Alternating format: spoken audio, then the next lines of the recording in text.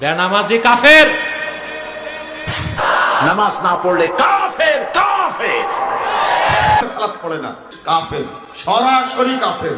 ওর নাম আব্দুল্লাহ হলেও কাফের, আব্দুর রহমান হলেও কাফের। সাহাবায়ে কেরামগণ কোনো পাপের কারণে মুসলমানকে কাফের মনে করতেন না।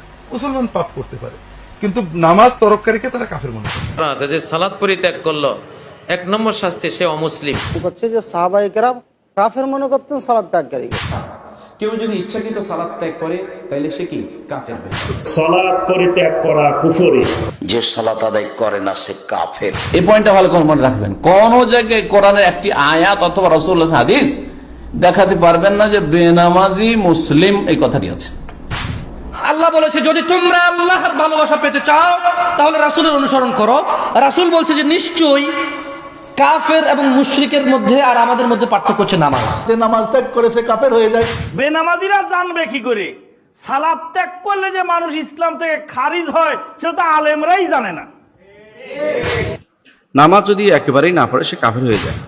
ইচ্ছাকৃত নামাজ ত্যাগ করলে সে কাফের হয়ে যায়। যে নামাজ পড়ে না আহমদ বিন হাম্বলের মতে সে কাফের। গোটা আরব হাম্বলি মাযহাব মানে, সে আহমদ বিন হাম্বলের ফতোয়া ইন্না তারিকাস সালাতি ইউকাফফার ওয়া ইউকতালু মুরতাদ্দা। বেনামাজি কাফের, আর বেনামাজির মৃত্যুদণ্ড কার্যকর করতে হবে। মুরতাদ হিসেবে বেনামাজিকে হত্যার পর আহমদ বিন হাম্বলের মতে তার জানাজা নাই, গোসল নাই, দাফন নাই। এটা কার ফতোয়া? মাযহাব কয়টা? 3টার মতে বেনামাজির শাস্তি কি? জোরে বলতে হবে। রইল কোনটা?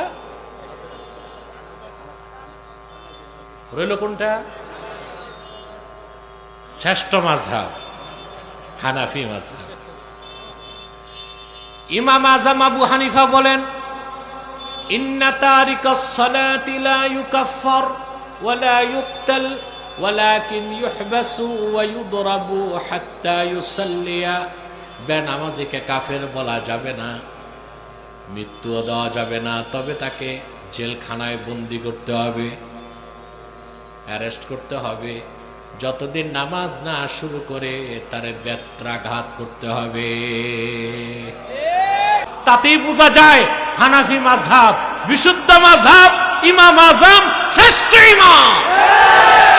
তো সাহাবায়ে কেরামদের মধ্যে কোনো ইখতিলাফ, দুটি মত ছিল না। তা হচ্ছে বেনামাজির মাসলা। যারা নামাজ স্বীকার করে যে ভাই পড়বো, হুজুর দোয়া করেন, হুজুর একটু দোয়া করেন, নামাজটা পড়তে পারি না, শুধু মানছে নামাজ কিন্তু অবহেলা, গাফিলতি, পড়বো, পড়ছি, এখন বয়স আছে, সময় আছে, মুসলিম না কাফের ইখতিলাফ আছে, দুটো মত আছে। কিন্তু সাহাবায়ে কেরামদের যুগে ইখতিলাফ ছিল না। 110 হিজরি পর্যন্ত কোনো দ্বিমত ছিল না। সাহাবায়ে কেরামদের যুগ 110 হিজরি শেষ হচ্ছে, পরে ইখতিলাফ শুরু হয়েছে। আর যদি ইখতিলাফ করে উম্মতে যে কোনো ক্ষেত্রে, বিশেষ করে দিনের ক্ষেত্রে, আর দিন হচ্ছে সমস্ত ক্ষেত্রকে সামিল, সুতরাং সব ক্ষেত্রেই ফারুদ্দু ইলাল্লাহি ওয়া রাসূল, কোন দিকে ফিরাতে হবে? আর ফিরতে হবে আল্লাহ এবং রাসূলের দিকে ফিরে যেতে হবে, অর্থাৎ কোরআন এবং হাদিসের কাছে ফয়সালা চেয়ে নিতে হবে।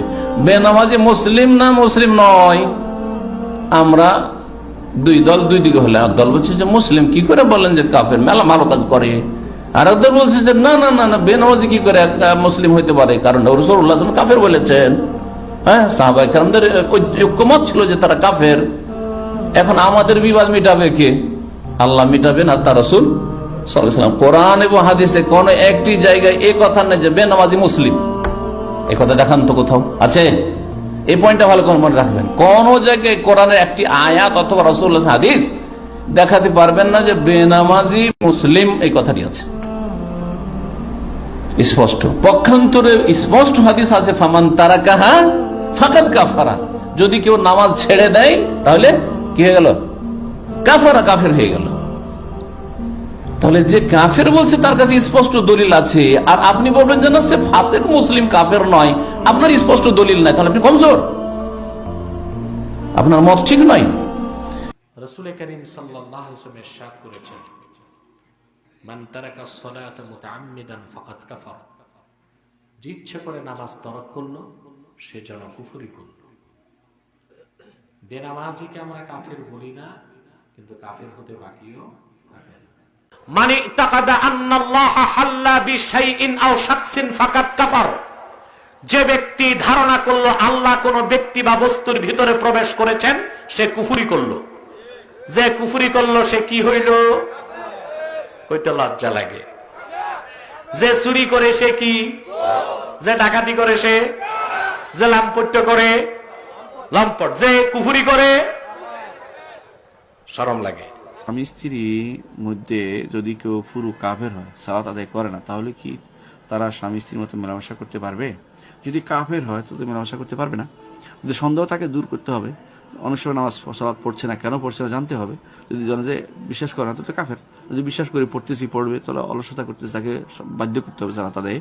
আর যদি এটা যদি নাও করে, সালাত একবারেই পড়ে না, তাহলে সে কাফের। তার সাথে মেলামেশা করা যাবে না, ঘর সংসার করা যাবে না, তার সাথে থেকে দূরে থাকতে হবে এবং তা ভিন্ন অটোমেটিকলি তাদের মধ্যে ইয়া হয়ে যাবে, সেপারেশন হয়ে যাবে নামাজ না পড়লে। এটা তাকে বুঝাতে হবে, এটা শরীয়তের বিধান। নামাজ না পড়লে কাফের হয়ে যাবে। এই নামাজ না পড়লে কতটুকু নামাজ না পড়লে কাফের হয়ে যাবে এটা নিয়ে মতভেদ আছে। কেউ বলছে যদি অল্প স্বল্প করে একবার দুইবার করলেও কাফের, যদি একটা দুর্বল মত।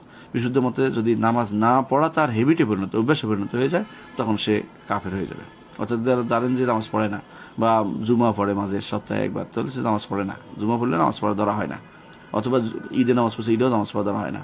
নামাজ পড়তে হবে, পড়ে মাঝে মাঝে ছুটে গেলে কারণ এটার কারণে কাফের হয়ে যাবে না, যে আবার যেন এটাকে পূরণ করে নেয়, তওবা ইস্তেগফার করে এবং সেটা যেন সে কাজা করে, তাকে বুঝাতে হবে। এটা হচ্ছে বিধান।